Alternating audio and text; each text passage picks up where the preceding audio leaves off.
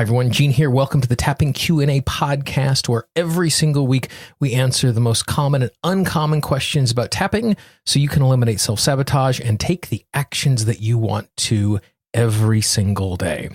For those of you who are listening to the podcast for the very first time because you found my way to the website because of the Tapping World Summit and the interview that I was lucky enough to do as a part of that, welcome, welcome, welcome.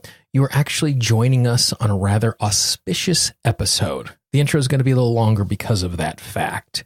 On Sunday, March 3rd, the Tapping Q&A podcast celebrated the 10-year anniversary of the very first episode of the Tapping Q&A podcast going up, which is really a pretty amazing thing. Over the course of the last 10 years, the podcast has been downloaded between 1.75 and 2 million times. If you go to tappingpodcast.com, where the entire archive of the podcast can be found, there are over 400 episodes waiting for you. There are over 168 hours of free tapping content that is just sitting there for you.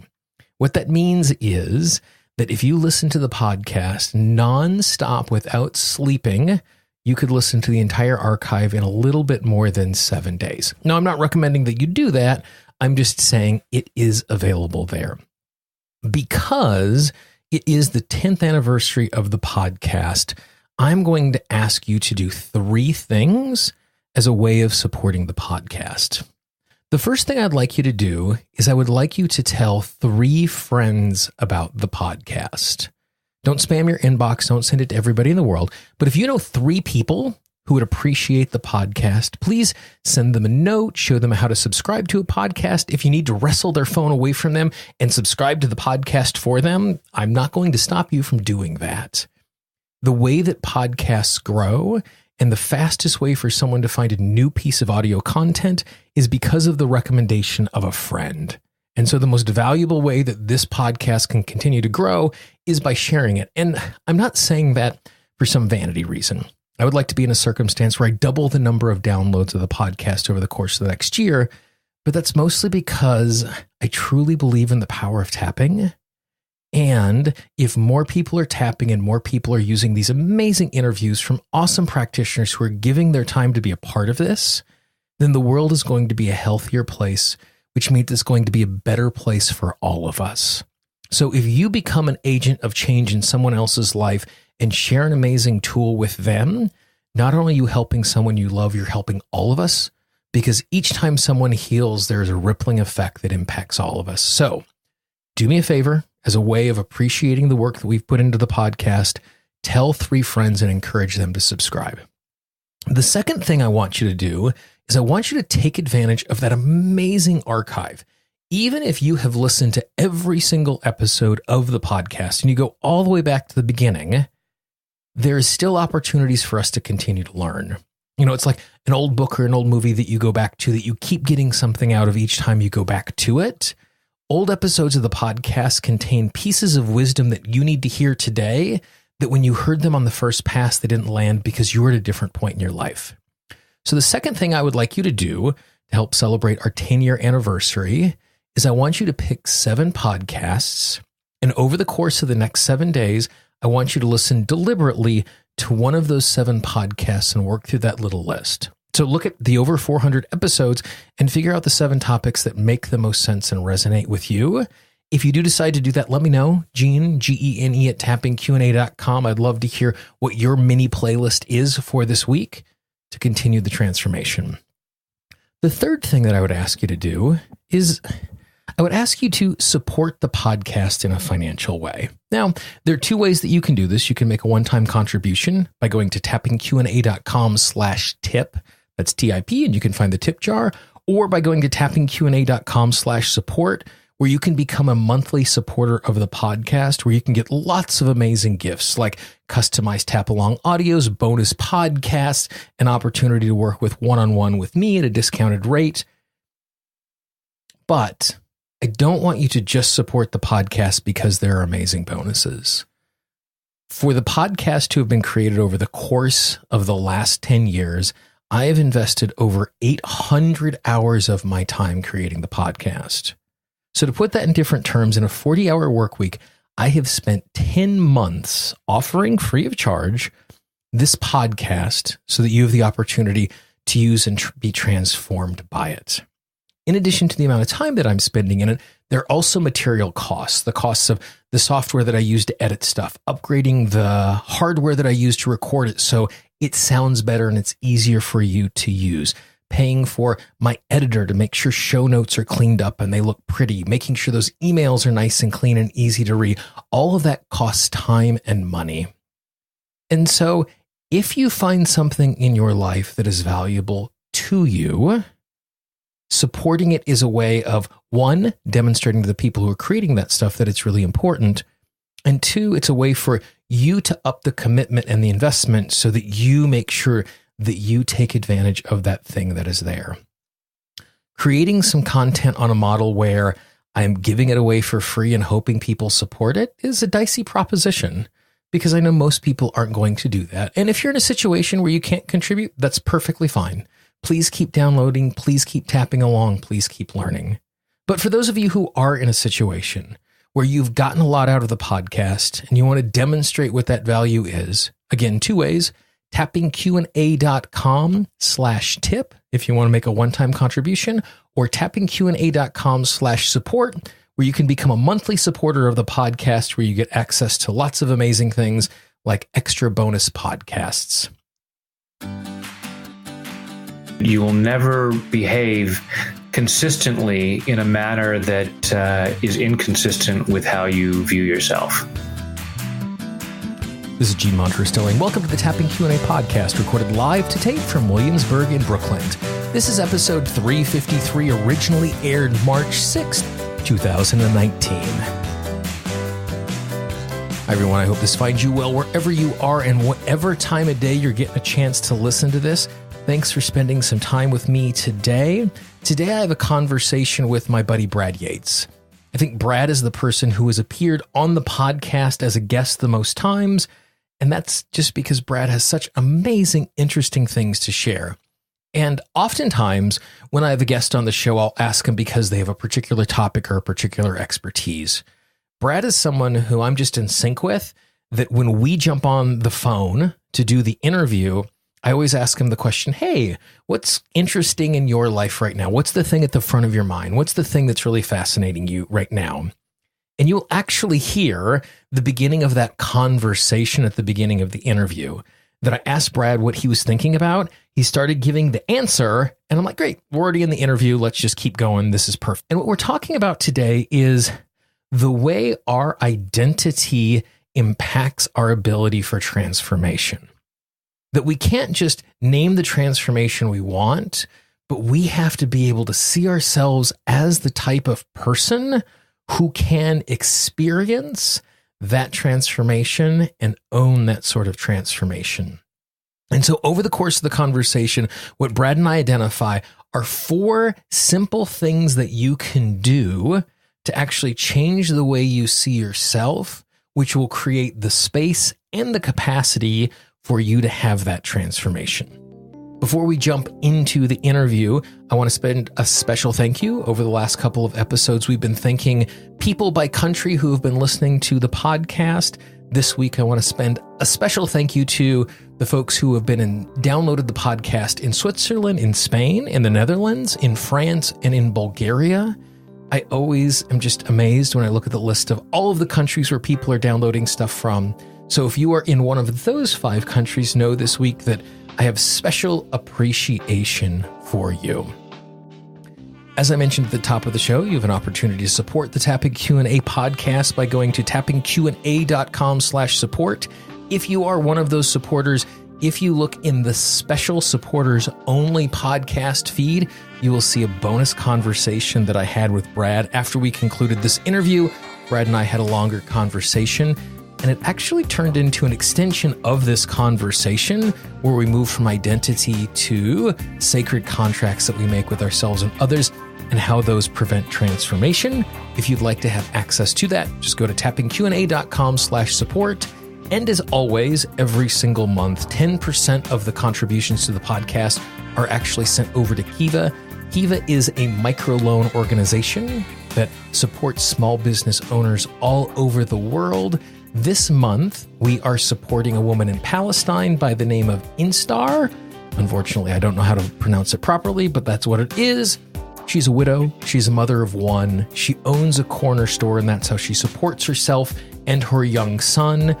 And the loan that she is looking at is giving her the ability to buy more products so that she can make the store more profitable. It's always amazing that when we are able to share from our abundance to make a difference in small communities all over the world. For those of you who are a supporter of the podcast, you can learn more about her story by going over to the Patreon page to see that post. If you too would like to support the podcast, go to tappingqna.com/support, and you can have access to the bonus podcast that I did with Brad.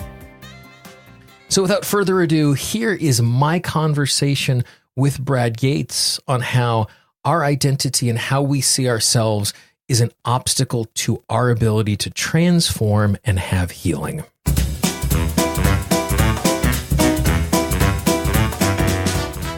So when you say identity, what do you mean? So, how we think of ourselves. So when we're looking to whatever change that we're looking to make, if we see ourselves as the kind of person who can do that, or as the kind of person who deserves to do that or have that. It may have been Zig Ziglar. It may have been Dr. Joyce Brothers who said, you will never behave consistently in a manner that is inconsistent with how you view yourself. So I like this idea of, I have this identity of myself, and is it an identity that I really believe? Most of the time when we sit down, and let's make it a simpler activity than something big like identity, like beginning of the year, people are doing resolutions, they're doing goals. And when they go through that process, in their conscious mind, most people believe that this is something that is doable or possible. At least they have the passing fancy that is the case, or we wouldn't go through the silly exercise of coming up with a resolution or a goal. If that's the case, how do we then recognize whether or not we actually believe this is something possible for us, or that this is something we are or we can be? Yeah. And usually it wouldn't take very much thinking, because I think for many of us, if not most of us, there's a recognition. I mean, it's almost a cliche that New Year's resolutions are almost delusional, because we are. It's like, because of this arbitrary date of January 1st, right? Somehow, in spite of the fact that we have behaved in a certain way for the past 365 days, right? With the exception of maybe a couple of days where we actually got out of bed and went to the gym. But we can tell how we define ourselves by looking at our behavior patterns. Okay, yeah. So when we set a goal and we say, I think I can do it, but there's almost a part of us that has these doubts. Unconsciously, we're thinking, yeah, right. But the conscious part of us is saying, I have what it takes. I can make this change.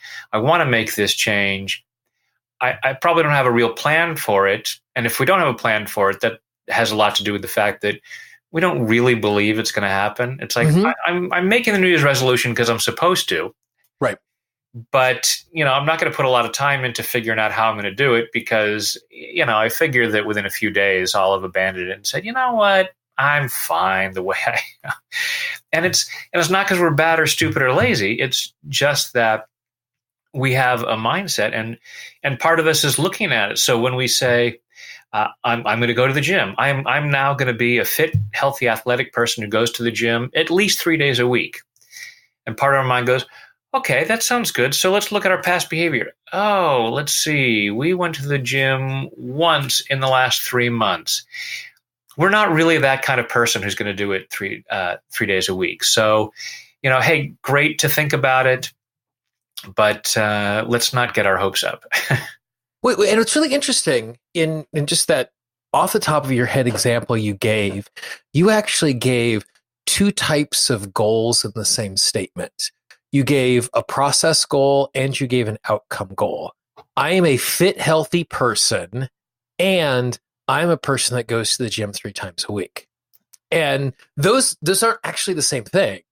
One is the way that we exist in the world. The other is the action that we take. And I think part of the problem is we mush those two things together. But the other is, I can see how it's really difficult for a fit athletic person. If you're not, that's almost like seeing a different person. Absolutely. Absolutely. And so if we don't see ourselves as the fit, healthy person, then going to the gym is going to be contrary to who we see ourselves as. Mm-hmm. Now, we have it within us to be a fit, healthy person.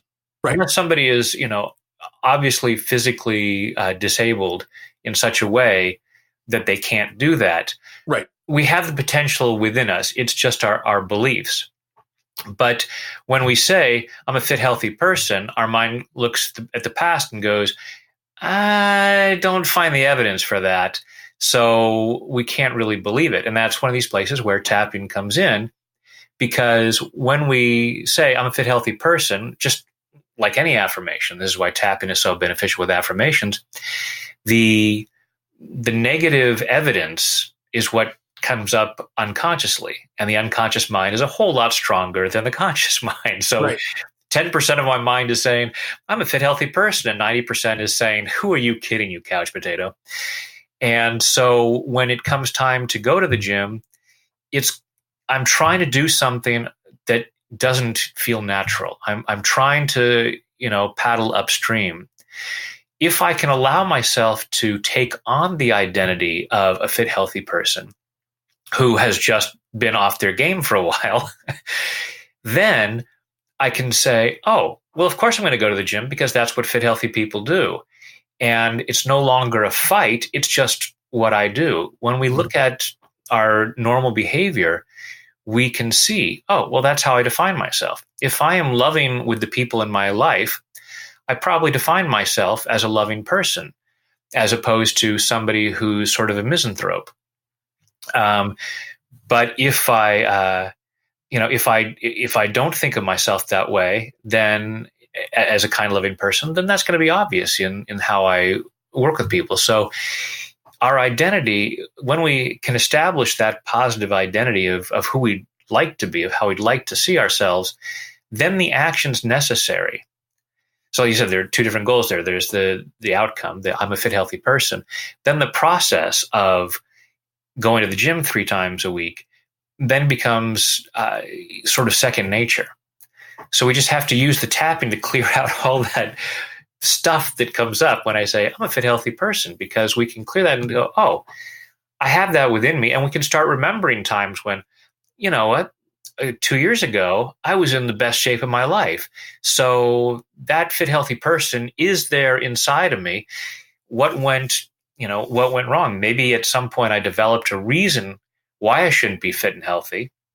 I've had plenty of people that I've worked with where they had gotten unwanted attention when they were in better shape and got a subconscious message, yeah, don't be in good shape. So it was no longer safe to be a fit, healthy person. That's why I often ask people to close their eyes and imagine, and I'll say, look in the full-length mirror, see a fit, healthy person, and say, it's safe to be that. And then rate that on a scale of 0 to 10. And when they really allow themselves to go inside and check that, it's amazing how many times they'll say things like, wow, it's like a 2 or a 3. It's like, now do you wonder why you're not sticking to your resolutions? Because you're trying to make a resolution that your unconscious mind says, no, this is a terrible idea. This would be bad for my safety. So it sounds great, and you can tell everybody, oh, yeah, I'm going to get fit and healthy this year. But that part of our mind is saying, yeah, that wouldn't be safe, so we're going to make sure that doesn't happen. I actually had that exact experience with a client years ago. We were doing some weight loss stuff. And she said, in this amazing moment of clarity, she said, I have heard how my friends talk so cattily about skinny people. Yes. And if I become skinny, they're going to say the same horrible things about me. Yep. And it's like, and it was this amazing, like, as it came to her mind as she was sharing it, like all of a sudden it starts dawning on her, like, oh yeah, of course. It makes perfect sense. I'm not taking the action I want to be taking because that is something that is way more painful than me feeling unhealthy and overweight. Right. Every time she puts it on her calendar to go to the gym, part of it is going to say, oh, fine, I guess you don't care about your friends. Yeah. So the identity then becomes I'm someone who cares more about my friends being happy than about my physical well-being. And not in a bad way. It's just recognizing that. Absolutely. And again, I mean, it's one of those things that you and I have had this conversation lots of times before, is this idea that the self-sabotaging thoughts that show up are really well-meaning sabotaging beliefs. Yeah. Self-sabotage is misguided self-love. Absolutely. And it's just, and in that case, like me undercutting that particular thing is keeping my friends in my life. And obviously there's great value in doing that sort of thing.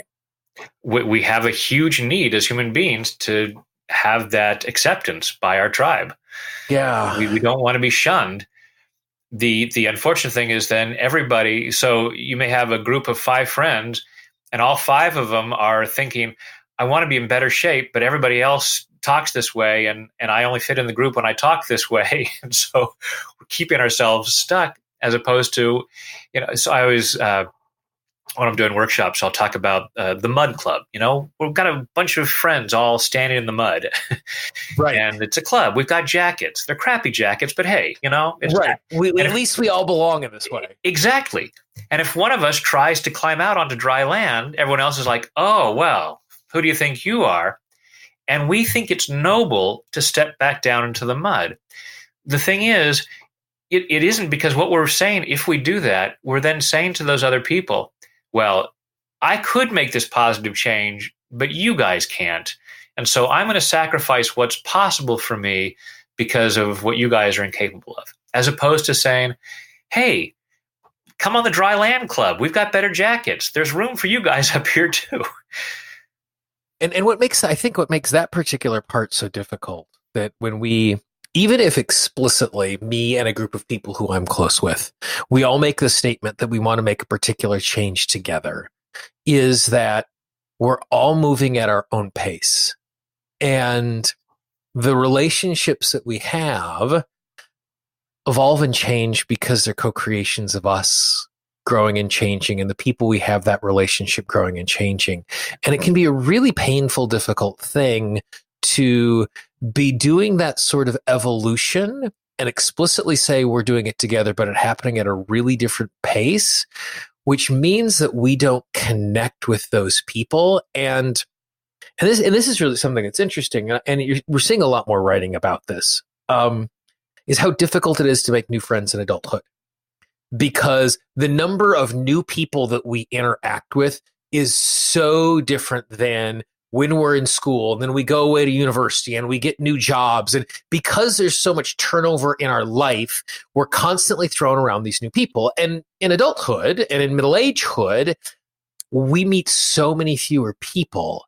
And so then as we evolve at whatever rate we're evolving, if it's different than the people around us, then all of a sudden there's this void, and we can't just insert new friends who are in the same spot, because friendship is this thing that's built over time. And so it makes that evolution, that transformation so much harder, because the penalty is so much greater in middle age than when we're 19.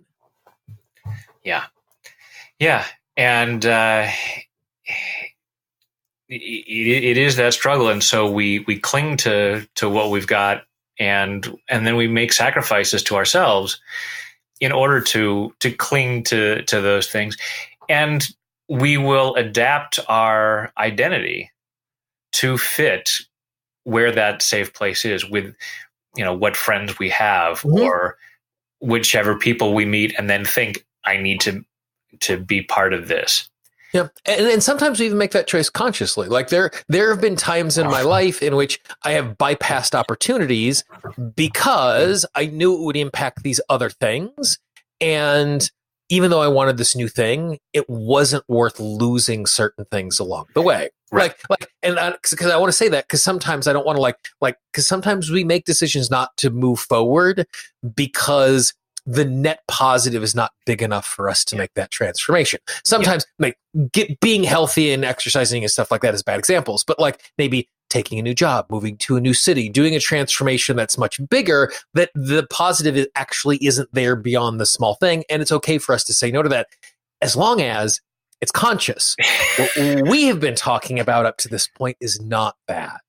That's where there is negatives, there are downsides for us claiming a new identity, and we're not thinking it through consciously. Subconsciously, we're letting the resistance get in the way. And so we're naming one goal, and emotionally we're going towards another goal, and that creates friction and insight, and then I'm failing, and I'm disappointing, and I'm not moving forward, and all the stuff that comes along with that. Yeah. Yeah. And to me, even that, all of that self-criticism is kind of brilliant too, because the more time I spend beating myself up, the less time I have to go to the gym or whatever else it might be that I think is unsafe. Yeah. And plus, it's what people expect of me. So even the group of friends who are all being catty about skinny people may still say, yeah, well, and I tried to go to the gym, but, I just didn't do it, and I feel so lazy. And so some of that criticism towards others comes back because it's expected. And I say, just knock all that crap off. Yeah.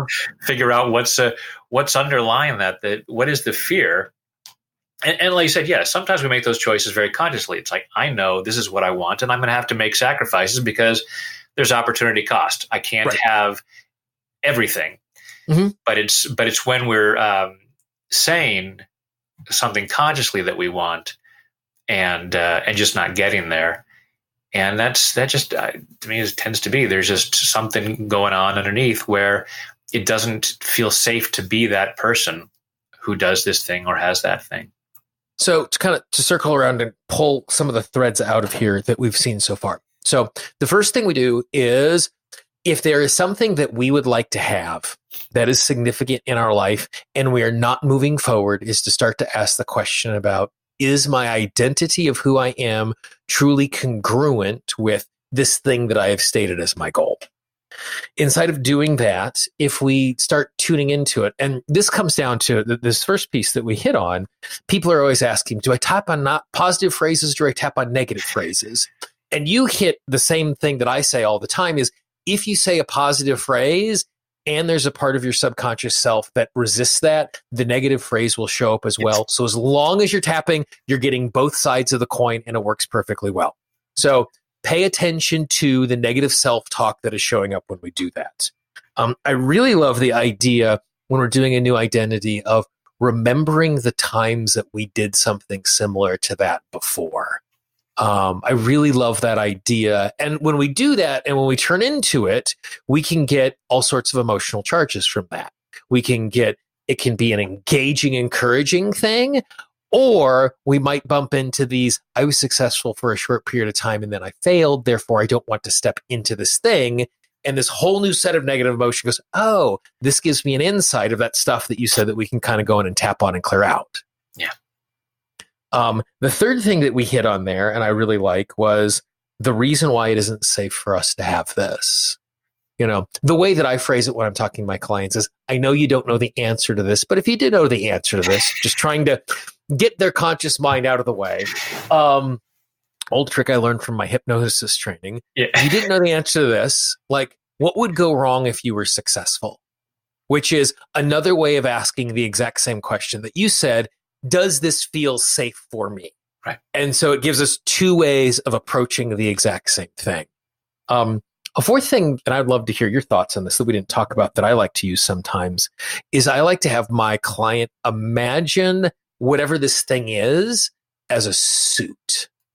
And I want you to try it on. What does it feel like as a costume?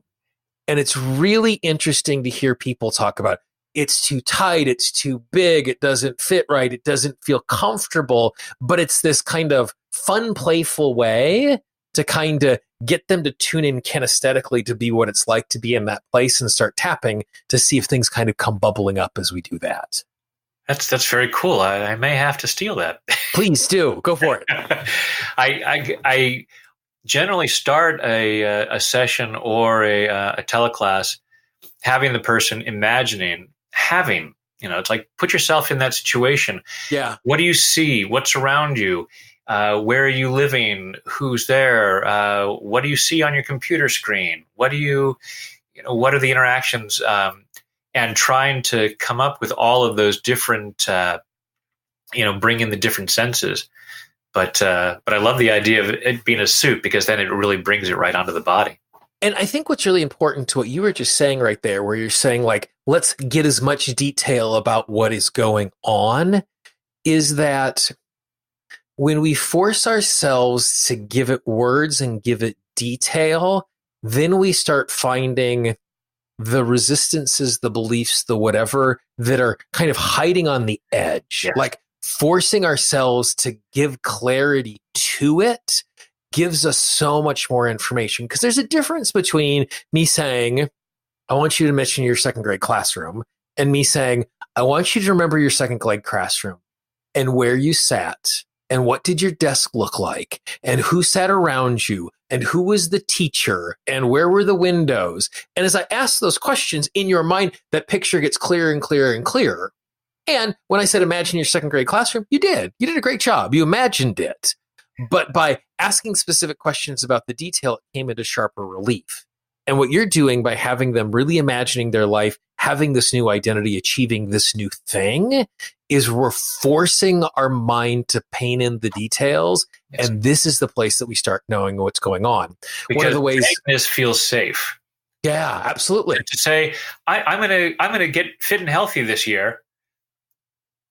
Okay, that seems easy, because I'm not That's really right. thinking about what are the consequences, what does it feel like, what's the process. It's just, it's what I'm supposed to say, and it feels vague, and so there's really no way of measuring it. And that's why they say with goals you want to make them measurable, because anything that's vague, it just feels safe and it's easy to let it go. And if we're not willing to get more specific, then that can kind of show that it's not part of our identity. Because if it's who we are, someone who's in there, it's like, oh yeah, well I see this and this and this and that's over there and this and that. It's like, okay, that's real for that person. Yeah, I'm going to be fit and healthy. If I say I'm going to the gym tomorrow at 9 a.m., or I say, okay, what does it look like me standing in the lobby of the gym in my workout clothes with the other people noticing me? One of the exercises I like to do when I'm having people imagine like this is I say, I want you to imagine that you're walking through the world and you can hear what everybody around you is thinking as you walk around as this thing. And again, it gives us this other, by imagining the thoughts that are inside of someone else's head, we start to find the places where our identity of this thing is incongruent with how we see ourselves in the world. Right. Because then we can start imagining what those people are saying about us or whispering to each other as we do that. And again, it just kind of forces all of this stuff up to the surface. And doing any and all of these things that we're talking about is just, grist for the mill, so we can go in there and just tap on each one of these things a little bit and tap on each one of these things a little bit. That then gives us the opportunity, like you said, stand in the full-length mirror, have success. How safe does it feel? Yeah. And if it goes from a 2 to a 4, maybe you're not in the place to do it yet, but now that it's a 4, you might take a couple of actions you didn't take before, which isn't all of them. And I think that's the other thing that's really important as we're stepping into this stuff is confidence is not a switch. It's not like I'm unconfident to have this identity. I'm now confident to have this identity. Like I see with public speaking all the time, like you're afraid to speak up in a meeting at work. Then we do some tapping and now you're okay leading a meeting at work. But if I ask you to give a presentation to the division, it's the scariest thing in the world. Now you're comfortable talking in front of 25 people, but 100 is completely outside of the realm of possibilities. And so it's not that I'm afraid speaking or I'm not, it's growing. And these identity pieces that you're talking about, it's not like I am unconfident and it is unreasonable. And now I'm confident and it is a reasonable identity to me, but it's something that in context and location with particular action, it's going to grow. Yeah. It's moving up that spectrum. I often talk about, it's like these scales. So, like I'll talk about we have willpower, and we have won't power. And it's just getting into that place of it. It's ideal to, I know, I'm sure you know, Steve Wells talks about 100% yes. Yep. Awesome if you get to 100% yes. Sometimes it's just getting to 51%. That's right. Just enough to get into action. And, and it's always on a spectrum. So like you said, with the public speaking, okay, I'm confident speaking to this many people. So it's not like I'm just no good at public speaking, but I'm not to there yet. And it's always gradual. I'll tell folks when we're tapping, sometimes, often we see the numbers drop dramatically, and sometimes it's just a little bit. And someone will come from a 8 down to a 6. And I'm like, yeah, but it feels different, doesn't it? Yeah. It's better than an 8. And if you can go from an 8 down to a 6, you can go from a 6 down to a 4, down to a 2, down to a 0. It's just a process. And so it's allowing ourselves to see I'm moving along that spectrum to where I'm getting more confident. I'm somebody who feels and sees themselves as confident in front of a group of people, or confident in the gym. And it's great what you're talking about in terms of imagining what other people are thinking, because that lets us know what we're thinking. Because if I know 100% that I'm awesome, and you put me in, and you have me imagine a group of people, I'm thinking they're all looking over and going, wow, that guy's awesome. Right.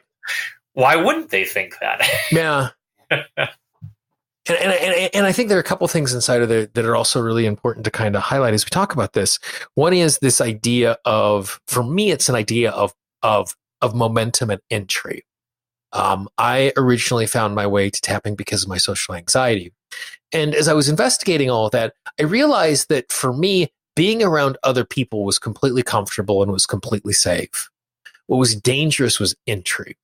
What was dangerous was making the phone call, the starting of the conversation, the walking into the room. Because once I was in the conversation, it was predictable, and I could see your facial expression. I could see, and I could manage that, and that was great. But it was entry. Like, I was always the first person to the party, not because I'm super uncool. Like, I am super uncool, but that's not the reason why I showed up early. I showed up early because the room was manageable, because I was the first person in the room other than the host. And then one at a time, people came in and our community changed. But once I was engaged, I was fine.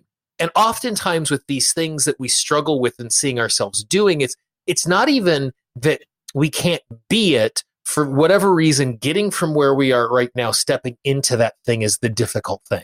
That inertia of going from here to there, that once we start, then we're able to do it. And so oftentimes when I'm tapping for something, I don't need to tap to the point that I can do it with 100% confidence.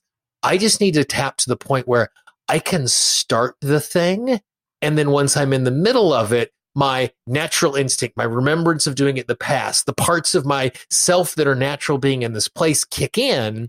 The resistance was at the front door. And once I was through the front door, I was done with it. Yeah. And I think that that's an important thing for us to keep in mind, so that we're not like turning it into this horribly big all or nothing proposition, but instead we're just poking away at it. Yep. Moving that, just trying to get it over the halfway point where it's like, I can do this. I can handle, I can handle getting there early. It's like, as opposed to, I just can't go to a party at all. Right. I can handle it if I'm there early. And, then we continue working. It's like, you know what? I can be the one who makes the dramatic entrance after everybody's already there and say, hey, now I'm finally here, and be totally cool with that. But it's not like I'm social. I have social anxiety. I can't go to a party. I need to be the life of the party next time I go to a party. It's like, you don't. Yeah. And so I think the kind of the big challenge that we end all of this in is one of the things that you said very, very early on at the beginning, which was, if we're trying to figure out if we can do this new thing, act in this new way, be present in some way, the most valuable thing that we can do is look at our past behavior, which is a scary and humbling thing. It's great for me to say that I act a particular way, but if I start shining a light on my past and I see that I'm not, then that becomes a really difficult thing. And so that becomes a really difficult but a really important question to ask as we figure out how we can evolve and find those things that need to be picked apart. And I always say to folks, your past circumstances and behavior don't define you. So it's very important to look back at that, and looking back and go, and not looking at it as, oh, you know what? I haven't been to the gym in 3 weeks. I'm just a couch potato. Right. No, you have been defining yourself as a couch potato. It's not who you are. You are who you choose to be. So it's looking at it and going, okay, what was the function of that behavior? Mm-hmm. Why was I defining myself that way? So when you look back and go, okay, this is just to get an idea of how I've been defining myself, but it's not who I am. Yeah. Yeah. The past choices we've made have defined this moment, and it defines the place that I stand. Yeah. Like that is true, but it doesn't define who I am or where I'm going to go next. Not at all. It just helps me to understand the circumstance I'm in, full stop. So that I can figure out, why was I doing that? Yeah. It's not that I am the sort of person who does that. It's I've been seeing myself for whatever reason. In most cases, I think, because I thought it was safest to be that way. And that's such a gentle way to help us to look at what we've done that we're not happy with. I'm really disappointed with this choice. And for some reason, there is a part of me that thought this was the safest choice. Exactly. And then I get to ask the question, why did a part of me think this is the safest choice? Because it came to that conclusion. And then I'm able to analyze the past without beating myself up for being this thing that I'm not satisfied with. Yeah. Be compassionate with yourself. It's not, that's why I like to say that self-sabotage is self-love, because then we can look at it and go, oh, okay, there was a positive intention. It's not just that I'm bad or stupid or lazy or whatever. Yeah. It's that something inside of me was misguided, misinformed, misunderstood some situation that told me I needed to be a certain way to keep myself safe. And it's like if your young child thinks there's a monster under the bed, just yelling at the child and saying, "Oh, you're so stupid." Right. Not going to be a helpful way to deal with your child. and what's really interesting, and we're understanding what we've been, and we're being compassionate with ourselves. We are so good at affording that compassion to the people in our life who make mistakes.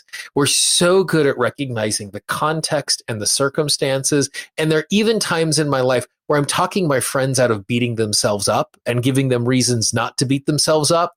And I am so incapable, unwilling, or ill-equipped to extend the exact same compassion towards myself.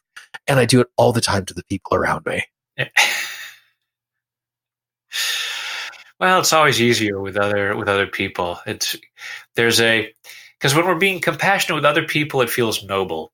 When we're being compassionate with ourselves, it feels like we're making excuses. Yeah, we're letting ourselves off the hook. Yeah. So we need to motivate ourselves with misery. Yeah. There's a part of us that really thinks that that's the best way for us to move forward. And it's just, again, it wants what's best for us. It's just chosen a really, really bad tactic to do what is best for us. Yes. That part of us that says, if you want to lose weight, you go and look in the mirror and you just yell at yourself about how fat you are. Right. And that's going to do it. Yeah. If that worked, right, everybody would, be super healthy. It just makes you miserable. And even if you go to the gym, it's not going to be really effective because it's just going to be painful. Yeah. So it's, if we can look in the mirror and say, oh, you know what? I'm a fantastic human being who's a little bit off their game with their physical health regimen. Then I can look at what's going on there and what's going to stop me from doing what it takes. But if I see myself as someone, who loves my body, and I've actually been demonstrating it in that I have put on extra weight that I thought would keep me safe. So, hey, there's proof that I love my body. Right. I want to keep the body safe. I just need to look at how I'm doing it. Yeah. Awesome. Perfect. Well, as always, Brad, thanks for your time. My pleasure as always.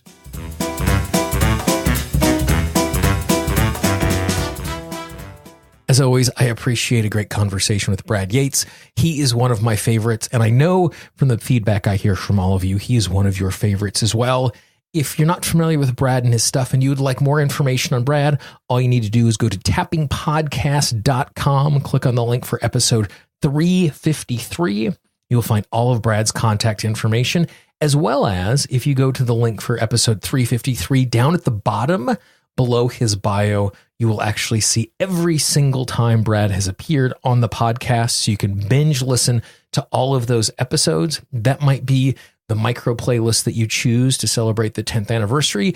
Just listen to the 7 interviews I've done with Brad and use that for transformation. If you have any questions or comments for the podcast, I always love hearing from people just like you. I can always be reached, Gene, Gene, at tappingqa.com. If you are on the website, all you need to do is click on that contact link up at the top. You can leave a voicemail or an email from the website. And if you are one of the folks who have downloaded the Tapping Q&A app, which is absolutely free for both Android devices and Apple devices, if you click the contact link inside of the app, you can contact me directly from there. If you haven't downloaded the app yet, go into your app store, search Tapping Q&A.